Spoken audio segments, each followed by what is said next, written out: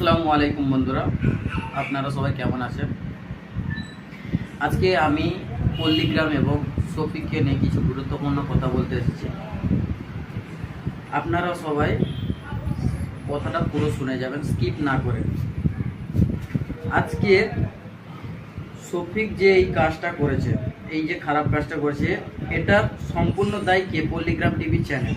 এটা বলার কারণ আপনারা সবাই বুঝতে পারছেন। ওই ছেলেটার সাফল্যের পিছনে পুরো পল্লীগ্রাম টিভির হাত আছে। কারণ পল্লীগ্রাম টিভির যে আগের যে ভিডিওগুলো হতো, হাসি মজার ভিডিওগুলো সবার সঙ্গে দেখা যেত, পরিবার, ফ্যামিলি, বাবা মার সঙ্গে, সবার সঙ্গে দেখা যেত। আর এখন যে ভিডিওগুলো বানাচ্ছে, এগুলো লাভ স্টোরি হয়ে গেছে। এখন আর বাবা মার সঙ্গে বসে দেখানো যাবে না।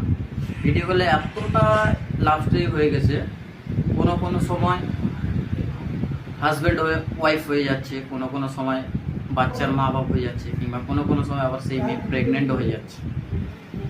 আবার ওই যে নাটকগুলো হচ্ছে, প্রেম ভালোবাসা হচ্ছে, প্রেগনেন্ট হচ্ছে, হাজব্যান্ড ওয়াইফ হচ্ছে, এগুলো নাটক হচ্ছে, কিন্তু ওদের মাথায় পুরোটা ওই নাটকগুলো সিরিয়াস চলে আসতেছে।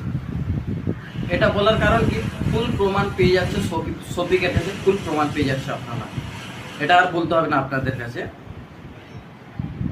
আর হচ্ছে গিয়ে আজকে যে শফিক করেছে, কালকের অন্য কোনো ছেলে যে করবে না, পল্লীগ্রামের যে অন্য কোনো ছেলে যে আছে, ওরা যে করবে না তার কোনো গ্যারান্টি দিতে পারবে আপনি? আমাদের সবার আবেদন যে আপনার ওই চ্যানেলটায় কোনো লাভ স্টোরি কিংবা হাজব্যান্ড ওয়াইফের কিংবা যত ভালোবাসার নাটক এবং ছেলে মেয়েদের একসঙ্গে ভিডিও করা বন্ধ করুন। বন্ধুরা, আমার কথায় যদি আপনারা ঠিক মনে হয় তাহলে বেশি বেশি করে শেয়ার করে পল্লীগ্রাম টিভির ওনার যে আছে রবিউল দা, ওনার কাছে পৌঁছে দিন। আর যদি আমি ঠিক বলে থাকি তাহলে কমেন্ট করো, বেশি বেশি শেয়ার করে সবার কাছে পৌঁছে দেন।